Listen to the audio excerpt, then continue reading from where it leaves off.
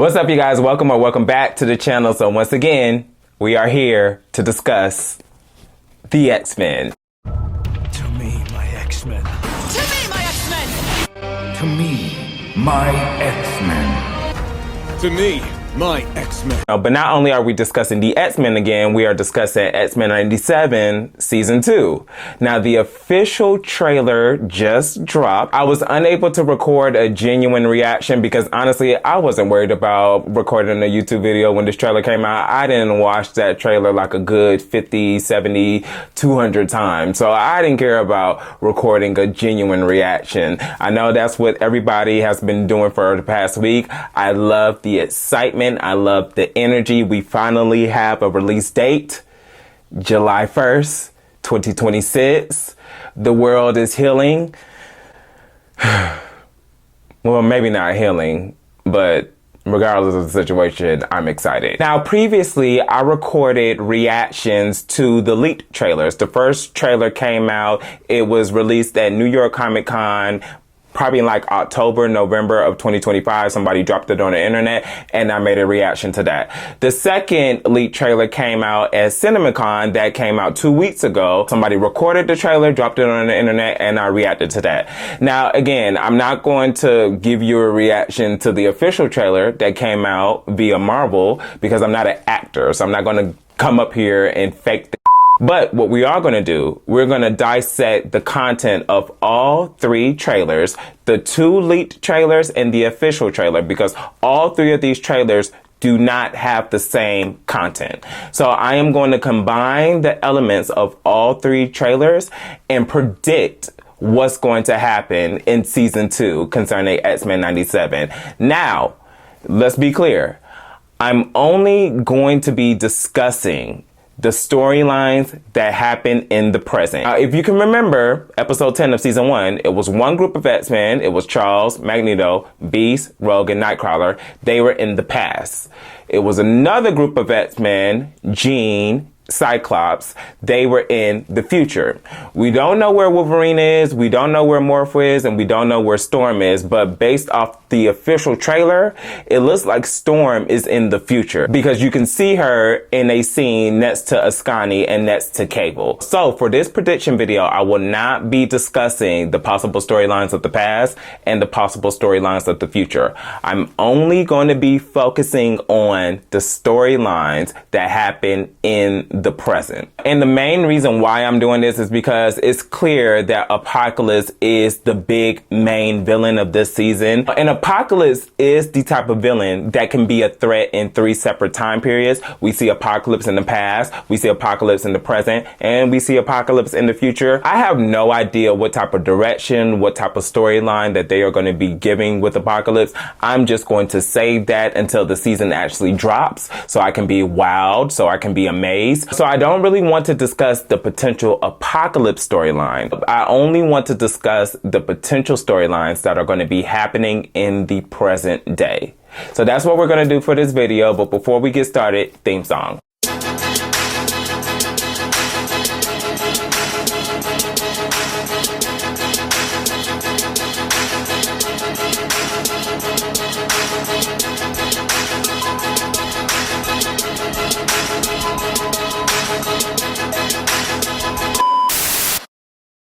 First up is Bishop. I predict that Bishop is going to be the GOAT of the season. He's going to be the main leader because in the two leaked trailers and the official trailer, Bishop's presence is heavily emphasized. We saw him in episode 10 when he walked up to Forge and was like, Something or someone yanked our friends through time.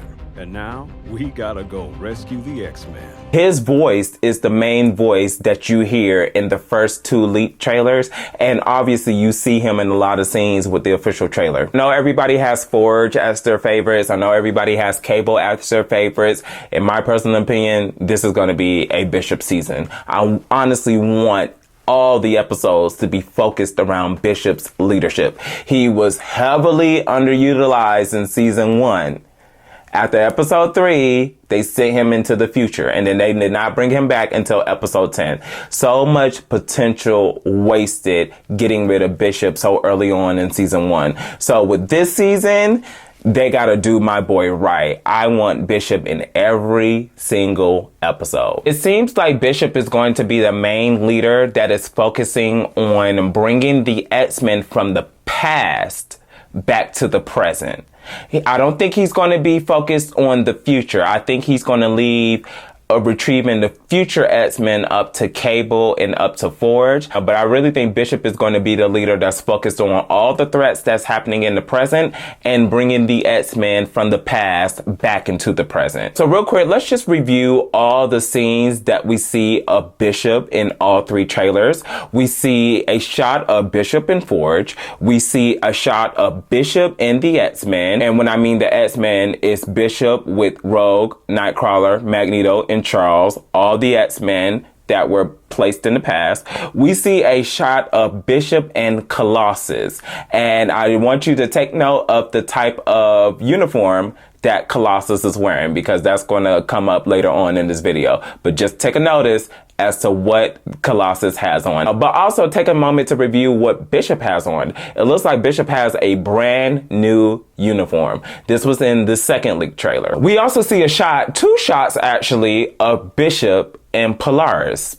Lorna Dane. In one of the scenes, it looks like Bishop and Polaris are in the Savage Land and they're going against a dinosaur. In another scene, there's Bishop standing next to Polaris as her powers are being displayed. I'm going to discuss those two shots later on, but before I do, I'm going to move to my next point, and my next point is this season is going to be focused on Bishop and it's going to be focused on Polaris. Yes, that is my main prediction.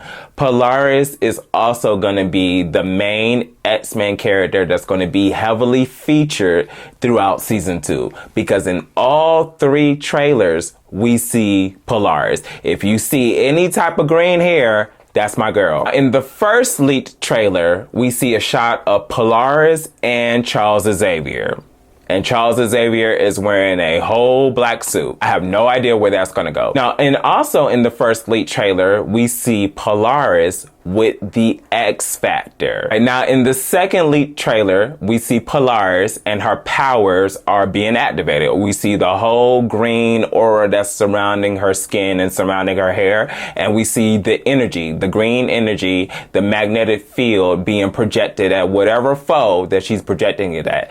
That was in the second leaked trailer. Now that scene from the leaked trailer was also shown in the third trailer and is way more clear. You can see the background, you can see the characters that are surrounding Polaris. You can see that Bishop is right there standing next to Polaris, and there's a whole bunch of kids that are standing behind Polaris that it seems like Polaris is trying to protect them from whatever foe she's fighting. We're going to dive into that. Just hold on a second. Also in the third official trailer, we see Polaris returning to the X-Mansion, and she goes towards her desk and you see a picture of her and Iceman, because her and Iceman used to be a couple until she left Iceman and decided to get with Havoc. We also see a picture of Polaris, Jean Grey, and Storm. Then we see another picture of Polaris with the original 5 X-Men and Charles Xavier in the frame. And the reason why I'm saying this is going to be a Polaris season is because why would they insert such minor details in the official trailer? Because they are showing Polaris entering the X-Mansion,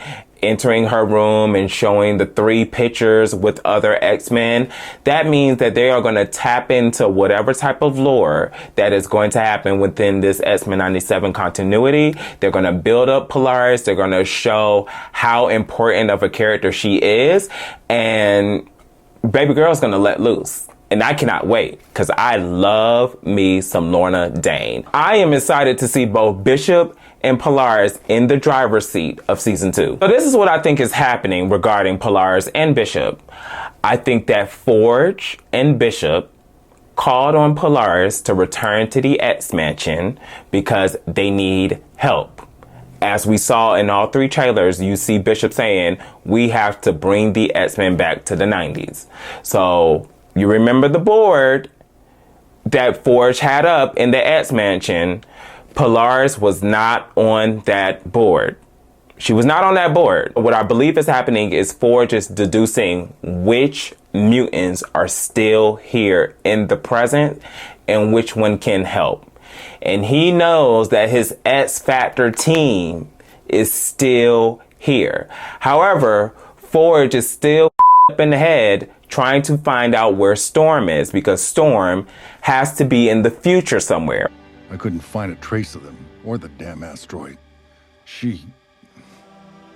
The X-Men are dead. While Forge is so focused on getting Storm back into the present and trying to figure out where she is and worried about her well-being, I think that Bishop steps in and he's going to be the main person to bring Polaris back into the fold to help retrieve the X-Men. And as Polaris is returning to the X-Mansion and linking up with Bishop, and Bishop is explaining to her what's going on, a threat happens. And the threat that happens is danger. Okay, so this is one of the main storylines that I'm predicting for season 2 of the present day X-Men. There's 3 storylines that I'm predicting. This is number 1. At first, I just had to break down what I feel like what was going on with Bishop and Polaris. So this is going to be the first storyline that I'm predicting. In the first leaked trailer, we see a brief glimpse of Danger. Now, at first, I said that was Danger when I first saw it, but I wasn't 100% sure because it was a bootleg recorded trailer. The quality was not there, but I was like, that may be Danger, but I wasn't 100% sure.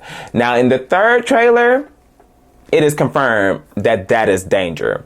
And for those that do not know who Danger is a living construct of the Danger Room. The Danger Room is an activity area that the X-Men use to train and develop their powers so they can be more efficient in the field. Now, the technology from the Danger Room was created via the Shi'ar Empire. For those that may not know what the Shi'ar Empire is, go back and watch episode 6 from season 1 when Charles Xavier was in space. Everybody that he was interacting with, that was the people of the Shi'ar Empire. So their technology is what Charles Xavier used to develop the Danger Room. And it was a storyline in the X-Men comics. It was Astonishing X-Men written by Joss Whedon, where the Danger Room became a sentient being. And it was revealed that Charles Xavier was ignoring the fact that the Danger Room was a living sentient being and just pretty much using the Danger Room for what it was, to train the X-Men. Even though Charles knew in the back of his mind, like, yeah, there was a living sentient being that is operating and perfecting the Danger Room, but Charles was not making any type of effort to allow that sentient being to come out. So within this storyline, Danger came up with a plan to release her body and not be confined to the Danger Room. And a part of that plan was killing one of the X-Men students so everybody can come to the Danger Room. She can lock people in the Danger Room. So another group of X-Men had to go access the controls, kill all the technology, break down the technology, take it apart so they can rescue all the X-Men and all the students that were trapped in the Danger Room and break them out. And once they did that, they were also able to release Danger. Danger was able to create a whole entire body, a robotic body, where she can walk and talk and fight. And she was going to seek revenge against Charles Xavier for having her trapped in the Danger Room for so long. Now, that's what happened in the comics. I don't think that they're going to execute the comic accurately, meaning like everything you see in the comic is not what they're going to bring on screen, but they are going to take elements from that comic. I'm predicting they're going to take elements from that comic and bring it to this storyline. And instead of the X-Men roster that was in this Astonishing X-Men storyline, it's going to be both Bishop and it's going to be Polaris. You see that shot of Bishop and Polaris in the Savage Land going against a dinosaur. They are not in the Savage Land for real. They are in the Danger Room, and that dinosaur is a part of the Danger Room scenario. So that's what I think is going to happen. I think that Danger is going to trap a group of kids, and become a big threat, and Polaris and Bishop is going to work together to take down Danger. Now, the kids that I am referring to were in the first leak trailer, and they were in the second leak trailer. Now, you can see the same group of kids in the third leak trailer when Polaris is utilizing her powers, and as you can see right there, Bishop is standing right there next to Polaris. But let's dive into who these kids are. The kids that I recognize from the two leak trailers, the first obvious answer is Kid Omega. The other kids are Monet, Sync, Chamber, Prodigy. But the most important kid that I recognize is Wing. I couldn't tell it in the beginning, but after seeing the official trailer, I think that's Wing. Now, Wing is not no big Omega level powerful mutant or anything. Wing, in the comics, the astonishing X-Men comic that I just laid out for you guys, Wing was the boy that was murdered by Danger. As I said earlier, in the comics, Danger murdered one of the students to bring the X-Men and all the other students to see what is going on and how was this boy murdered in the Danger Room. And because she lured the X-Men and the rest of the X-Men students in the Danger Room, she trapped them. And the person that Danger sacrificed, the person that Danger killed in the comics, was Wing. Now, this is how Wing looks like in the comics. Tell me he don't look like this boy in these two leaked trailers. That looks like Wing. If you look at the shot of Polaris and her powers, you see at the back of Polaris, there is a hospital bed, and it looks like it is a mutant boy on life support. I believe that that is Wing. So if you go back and watch the second leak trailer, because this scene is not in the official trailer, you're going to see these group of kids. They are running towards the X-Mansion. The X-Mansion looks beat up. The X-Mansion looks tore down. And they're like, where are the X-Men? What I think is going to happen is these kids, they are going to sneak into the X-Mansion. They are trying to find out where's the X-Men, what's going on. They accidentally enter the Danger Room, and that's where shit pops off. And either Bishop calls Polaris for help to get these kids out of the Danger Room, or Bishop just calls Polaris in general to say, hey, we need to bring the X-Men back into the 90s. But as they are getting ready to enter the time stream, they realize that these kids are trapped in the Danger Room, and they have to do a side quest to rescue these kids from danger. And that is why you see Bishop and Polaris going against the dinosaur. And that is why you see Polaris powers on full display in front of all these same kids that were in front of the X-Mansion, and Bishop standing right there. Now, that is what I think is going to go down concerning Bishop and Polaris with this one storyline. But after all of this takes place and Bishop and Polaris defeats Danger and save all the kids, I feel like Valerie Cooper is going to come in and say, Polaris, while Bishop and Forge are going to find the other X-Men in the time stream, we need you to rejoin the X Factor. That is why we see the X Factor team in both leaked trailers. I believe that this whole entire situation is a setup for Polaris to join the X Factor. And while Bishop is working on bringing the X-Men back, while Forge is working on bringing the X-Men back, while Cable is working on bringing the X-Men back, allegedly, because I don't know what the Cable is going to be doing, Valerie Cooper, who we see in the second leak trailer, Valerie Cooper is going to recruit Polaris to rejoin the X Factor, help all these kids that they just saved, help them control their powers and develop their powers even more. But also the X Factor is going to be the main mutant group that's going to be the protection racket. They are going to be the ones that are replacing the X-Men and going against all the deadly threats that are happening in the present day. So that was just prediction number one. And yes, that was a lot. Now, I pray that this is what is going to happen concerning Bishop and Polaris. But even if I'm 100% wrong, again, Bishop and Polaris, they both deserve the exposure. I cannot wait to see the both of them get activated in season 2. Let's move on. Now, the next potential storyline that I want to talk about concerning the present day X-Men is the aspects of X-Corp. Now, for those that may not know, X Corp or X Corporation. X Corp was founded by Charles Xavier, and it is an organization that operates as an international corporation extension of the X-Men. The purpose is to advocate for mutant rights, monitor global hate crimes, and act as a bridge between mutant kind and humanity, because everybody knows that's Charles Xavier's number one dream. That's his whole entire mantra in forming and creating the X-Men. X Corp also serves as a support hub, giving civilian mutants a place to turn to for aid and sanctuary. Now, real brief, I have to highlight X Corp in the Krakoa era because these details can possibly relate to what goes down in X-Men 97 season 2. So in the Krakoa era, X Corp was tasked with transforming mutant kind's resources into financial and political leverage on the global stage. In the Krakoa era of X Corp, it was led by Angel, aka Archangel, and Monet. As I said earlier, Monet is a part of the group of kids that we see trying to enter the X-Mansion. So I don't believe that Monet is going to be an adult leading X Corp. But in the first leak trailer, we see a brief. It was real brief. Like, it flashed by just like that. It was a scene of Archangel standing next to Psylocke. And as I said, in the comics, Angel was one of the leaders of X Corp, and Monet was the second leader of X Corp.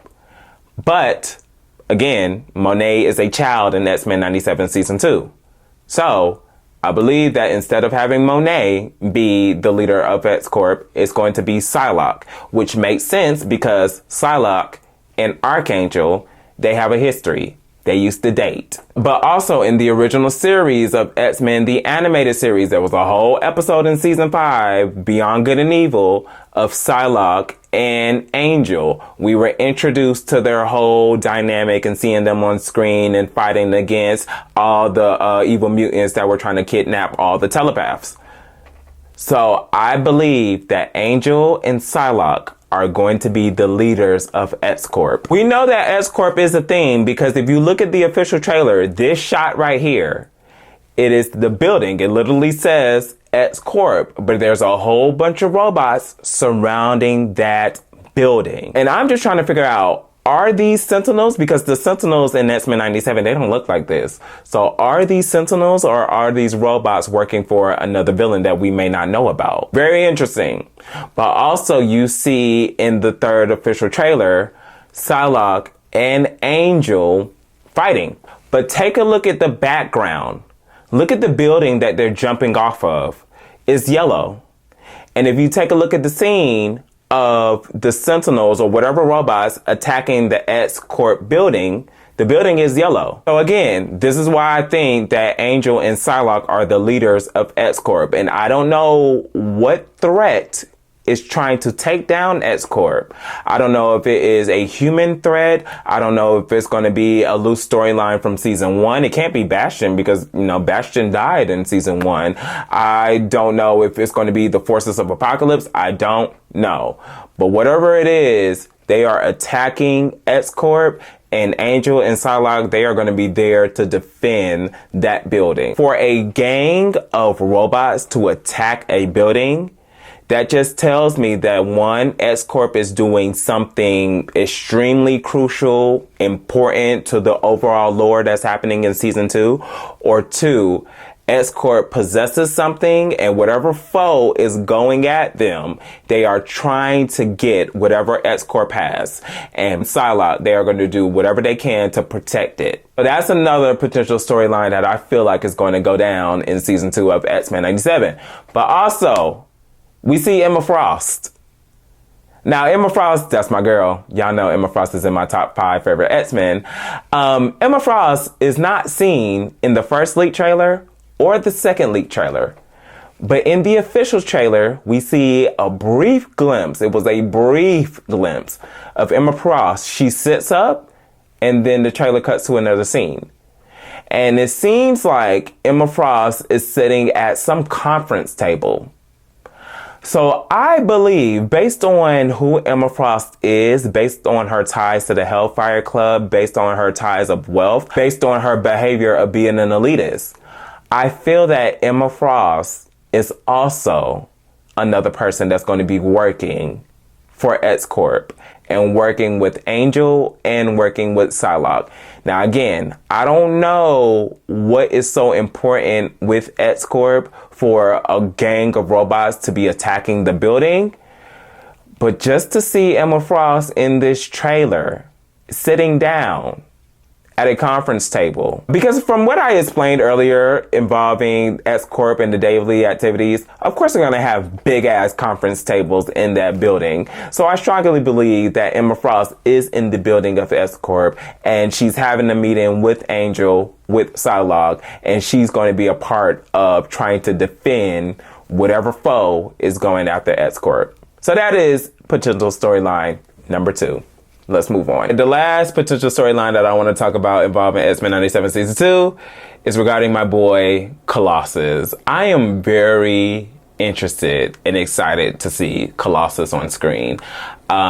He's the muscle, you know, like, yes, we have Rogue as the super strength team member, but it's nice to have like another reliable person that is like super strong and can withstand anything. But he also has like a heart of gold. He's so talented. He's an artist. He has a loving, caring spirit and personality.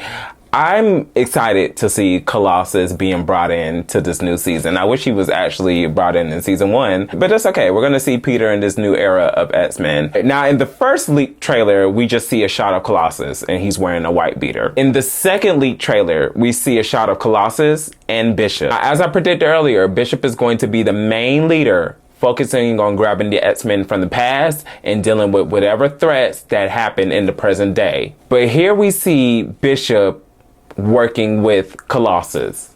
And look what Colossus is wearing. He is wearing shoulder pads and he's wearing a cape. Now, I said this in the leak trailer reaction that Colossus is wearing his Acolyte's uniform. Now, for those that may not know, in the comics, Colossus' sister, Illyana Rasputin, codename Magic, she dies because of the legacy virus. And after she dies, Colossus decides to join Magneto and his acolytes. Now, we saw a couple elements of that in season 1. You remember that scene when both Rogue and Roberto decided to join Magneto. Your professor's dream is dead, so I offer a new one. Rogue, no. Roberto. That's exactly what happened in the comics. Colossus is the one that decided to join Magneto. Now, in this official trailer, we see a shot of Colossus in Genosha, and we see Colossus kneeling down over somebody. And if you look closely, that's his sister. That's Illyana Rasputin. That's Magic. So it seems as if Magic was also a part of the many mutants that died during that Genosha attack that we saw in season 1, episode 5. Then later on in the trailer, we see the back of Colossus and we see him standing next to Rogue and standing next to Nightcrawler, and they are walking towards a shrine, and it is full of all the mutants that died during that Genosha attack. And at the top of the shrine is Illyana, Magic. And Rogue is taken aback. You can tell she's emotional in this shot because she sees a picture of Gambit. Because Gambit, as we know, was the main sacrifice to defeat the Wild Sentinel and end the Genosha massacre that happened in season 1, episode 5. And you see Colossus here in his Acolyte's uniform. You see the shoulder pads and you see the cape. The same shoulder pads and cape that you see when he's back to back with Bishop. So what I think is going to happen is we're going to see a flashback to the Genosha massacre, season 1, episode 5.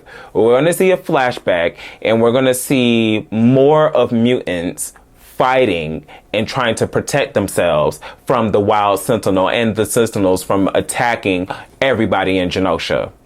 We're going to see Colossus and we're going to see Illyana. It is revealed that the both of them were on Genosha. Now, we don't know the reasons why they decided to go to Genosha. We don't know if there was an established connection with Illyana, Colossus, and the X-Men at that time. Hopefully with this flashback, it's going to reveal the reason why Colossus and Illyana decide to take refuge in Genosha. And they were there in episode 5 when the Sentinels decided to attack Genosha. Colossus and Illyana are working together to fight off these Sentinels. Illyana is attacked. She dies.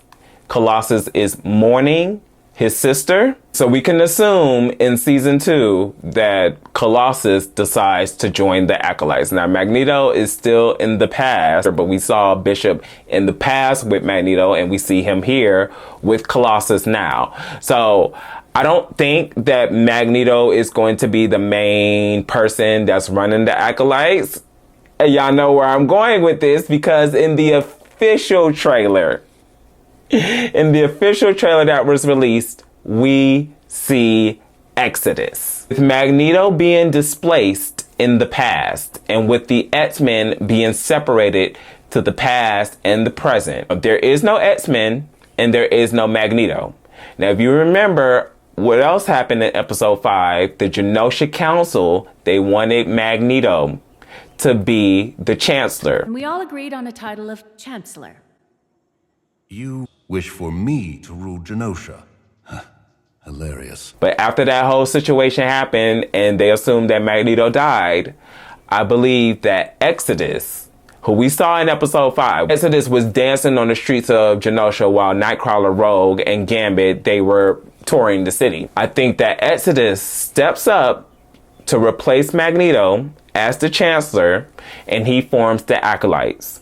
Exodus knows what happens regarding Colossus and his sister. He decides to recruit Colossus, and because of what happened to Illyana, Colossus is going to follow the path of Exodus. Exodus is also taking a similar path of Magneto, saying the humans have attacked us and mutants are the superior. We got to get our look back. So that's what I feel like is going to go down regarding Colossus. Colossus joins Exodus, and that is why we see him in his Acolyte's costume. Now, I do not know why we see Bishop, Rogue, and Nightcrawler with Colossus on Genosha. I don't know if there's going to be a plot twist and Exodus is going to be the main villain of the present, while Apocalypse is going to be the main villain of the past and the future, because we see a scene of Exodus and Nightcrawler sword fighting. So that means Bishop was successful in his own mission of bringing the past X-Men back into the present. That is why we see Rogue and Nightcrawler standing beside Colossus looking at the shrine. And that is why we see Nightcrawler sword fighting with Exodus,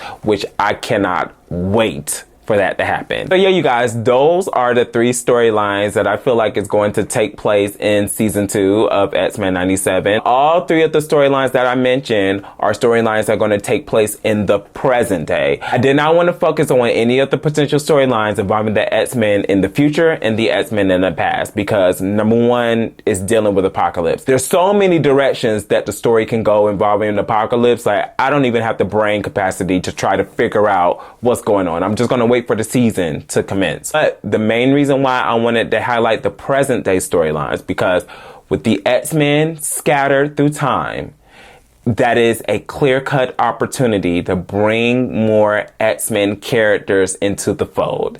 And as I said, we see Polaris, we see the X Factor, we see Colossus, we see Emma Frost, we see Archangel, we see Psylocke. There's so many new characters that are going to be introduced in season 2.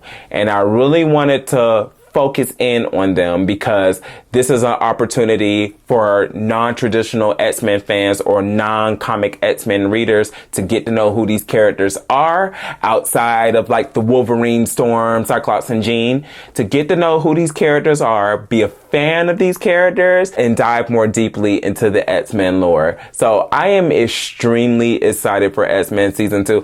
This is just an X-Men era. It is a good time to be an X-Men fan.